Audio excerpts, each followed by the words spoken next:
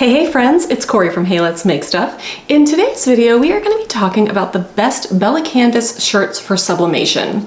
So this is a question I get a lot. What is the best Bella Canvas shirt to sublimate on? And that's because Bella Canvas tees are really comfortable and a lot of people really like the brand, and so they want to know if they can use them for sublimation. The problem is most Bella Canvas tees are actually made of cotton, which means that they will not sublimate very well. And up until recently, that meant that there were basically no good Bella Canvas t-shirts for sublimating.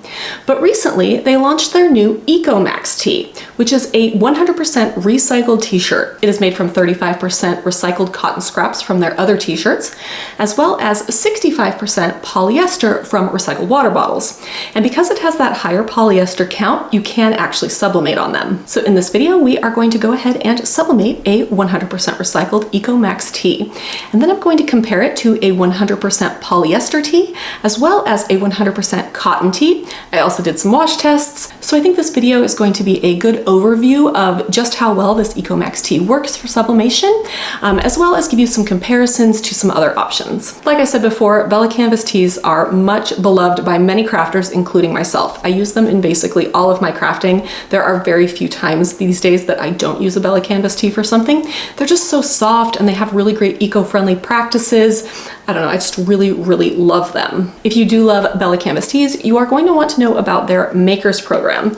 I did a full video on it a while back. I'll go ahead and link to that. But the long and short of it all is that you can get wholesale pricing on their t-shirts without a reseller license. So that means that you can buy t-shirts in bulk or even just one-off at a much lower price than you would be buying them sort of retail.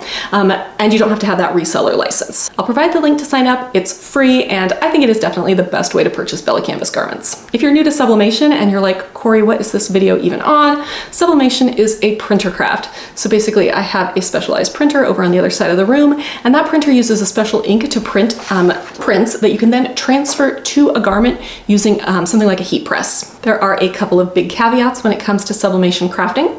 The first is that you do need a polyester or poly-coated blank, which is why we are looking for something like these Bella Canvas Eco Max tees that has that higher poly count. So the Eco Max tees have that 65% polyester, so basically we can start to sublimate those. The second big caveat is that you need your blank to be white or another light color, and that is because sublimation ink is transparent, so whatever color you're putting underneath it is going to show through. So if I went ahead and put this design on a black shirt, you wouldn't see it at all because the black is going to basically override all of the color. If you are interested in sublimating your own Eco Max tees, there are a few things that you're going to need. Of course, you're going to need a sublimation printer. I've got quite a few here in my office. I have a converted Epson printer, I have a Sawgrass printer, and I have a Brother printer. I will go ahead and link to all the reviews for all of those printers down in the description, as well as sort of my overall guide for sublimation. I printed this print using my printer, so we're going to need that. You're also going to need a heat press of some sort. I have my extra large Cricut Easy Press here. You can use a traditional heat press. You definitely want the plate of your press to be larger than your design. So I do have some smaller Easy Presses, but this is a 10-inch design, and if I use my 9-inch heat press, that means I would have to press it twice, and that really gives me the risk of having like weird marks and things from double pressing. So if you are going to use a handheld type press, I highly recommend that the plate itself is larger than your image. Of course, you are going to need your garment. So I have here one of those Bella Canvas Eco Max tees. These are so nice. Even though they're 65% polyester, they really do feel like cotton. And that is one of the biggest complaints I hear about people using polyester garments is they feel like polyester. And who wants to go around wearing a polyester shirt all day? I run really hot. And so a full polyester shirt is basically a 100% plastic shirt. And I do not find them particularly breathable. Don't love them. So I prefer something with a much higher sort of cotton feel. And so this Eco Max tee is definitely more cotton feel than pretty much any other polyester shirt that I've found. Then you're going to need a few other supplies. I have my wool pressing mat here that I'll put underneath my shirt when I'm pressing it. I have a lint roller, some heat-resistant tape, and a couple sheets of butcher paper. Making a sublimation t-shirt is one of the easiest projects you can make with sublimation, so this is going to go really quick. So I've actually laid out my shirt here on top of that pressing mat, and I'm going to tear around the edge of my transfer. And that's because you can actually get pressing marks from the edges of your transfer, especially if you have sort of this square straight edge. You'll be able to see that afterward. A lot of times that comes out in the wash, but it can be kind of annoying. So I'm basically going to tear around the edge of my transfer.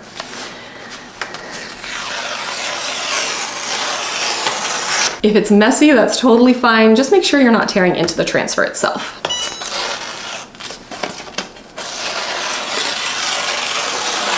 Now I don't have much room to tear on these edges, but I'm going to give it a shot. It's going to be a lot of very small tearing here.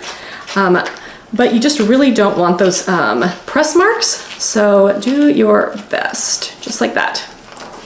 Do the same over here, a little easier at the top of the A. And then I'm just gonna tear off the tiniest pieces right at the edge here. I set my transfer aside, and the first thing I'm going to do to prep my shirt is I'm going to lint roll it. And that is because any hair or fibers or anything that's on your shirt will actually get hot enough to sublimate their color onto the shirt. So if you ever notice that you have little blue dots or little blue squiggles, it's because you didn't clean your blank well enough. So I'm gonna take my lint roller and I'm gonna roll it all over my shirt to remove any hair, fibers, dust, anything like that.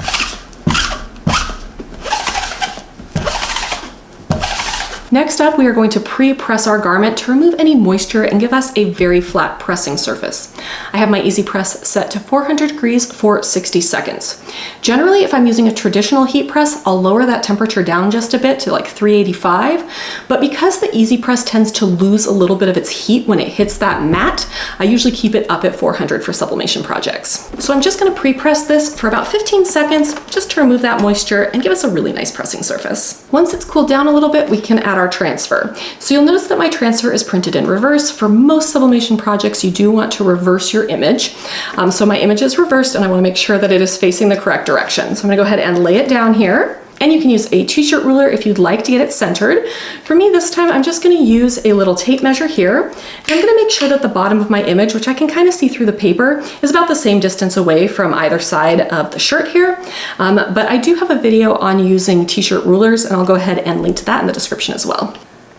All right, we're about 4.5 on this side.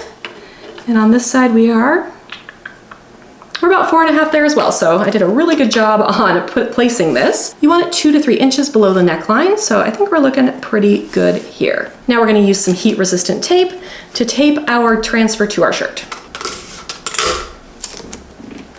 Now before we press, we want to add butcher paper. So I'm going to add a piece of butcher paper inside my shirt so that none of that ink actually goes through the shirt and onto the back of the shirt, because we don't want that. And then I'm going to put a piece of butcher paper on top. You can see here that I've got my butcher paper inside my shirt. And then I'm going to place another piece on top. And now I'm gonna press this for 60 seconds at 400 degrees. When you're lifting up your heat press, whether it is a handheld press or it's a regular press, make sure that you're lifting it up very gently. Even if you have an auto press and it tends to like pop open, I always have my hands over it so that it doesn't pull up. Basically, the last thing you want in sublimation is for your butcher paper and your transfer to sort of jump. It may create that suction and sort of pull up, and then when it lands again, it's still hot enough to sublimate and you can get ghosting. So I think it's really important, no matter what type of heat press you're using, to remove the heat press really slowly so that you can prevent that ghosting. All right, we're gonna go ahead and press it. I'm using firm, even pressure. You don't want to move the heat press around while you're pressing anything for sublimation. I don't know if you can see here in the overhead, this actually dropped down to 380 degrees once it hit that pressing mat. This is why I always set it at 400, because it's always going to drop down just a bit. And like I said, pick it up really carefully, and then I'm going to actually just let this cool. I know that some people like to remove it when it's hot, but honestly, I feel like I've had more problems doing it that way. So for now, I'm just going to let this cool a little bit so that I'm peeling it when it's warm and not when it's hot. While this is cooling, check out my butcher paper. So I'm gonna lift it up here because I think you'll be able to see it. It has actually imprinted the word mama here onto my butcher paper. And this is the reason that we use butcher paper. If I didn't have this sheet of butcher paper here, the word mama would now be on the plate of my heat press. And the next time I go to use it on another project, it could slightly transfer the word mama on top of whatever else I'm pressing. So you definitely need to use that sheet of butcher paper whenever you're pressing sublimation projects. Additionally, you don't want to use this piece of butcher paper over again. I will reuse butcher paper if I can't see any ink on it, but with something like this where I can easily see the ink, I can easily transfer this image to another garment if I use this butcher paper again. All right, this is cool to the touch, so let's go ahead and peel it back. All right, this turned out really nice. Now let's compare this to some other shirts that I made. So overall, this looks amazing. I did do this shirt already and I did a wash test, so let me grab that shirt. So in the overhead view, I'm hoping you can tell the difference. Over here we have the shirt we just made, and it's really nice and it's very vibrant. Over here we have the shirt that I washed, and this looks really good, but it doesn't look quite as good as before I washed it. And that's because the sublimation ink can only really truly bond with those polyester fibers. So it tries with the cotton fibers on the first one, but it comes out in the wash. So you get a slightly more faded vintage feel. This still looks way better than sublimating cotton, so let me grab my cotton shirt and you can really tell the difference. So this shirt here on the bottom is cotton.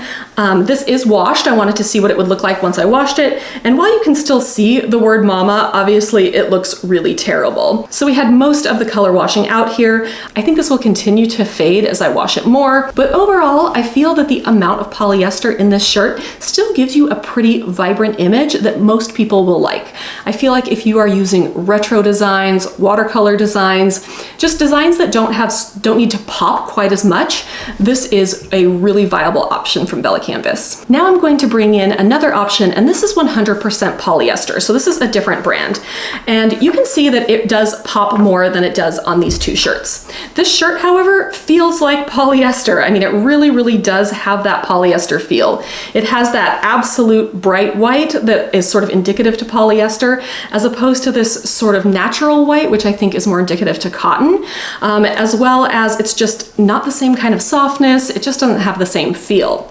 So while the sublimation image does look better on the 100% polyester shirt, I think I would prefer to wear the 65% polyester shirt just because it feels so much more like cotton. So overall, I really do like this EcoMax tee for sublimation. Yes, your designs are going to look a little faded, a little bit more vintage, but overall, I love how this shirt feels. It just feels so much better than a 100% polyester shirt. Maybe someday BELLA+CANVAS will come out with their own 100% polyester shirt that will feel like cotton. I feel like that's something they could totally do. But in the meantime, I think this is a very, very good option if you're looking to sublimate BELLA+CANVAS tees. I really do hope you found this video helpful. If you have any questions about sublimation, sublimating BELLA+CANVAS tees, or basically anything, leave those down in the comments. Follow my channel for more sublimation, Cricut, DTF, and laser content. I'll see you next time.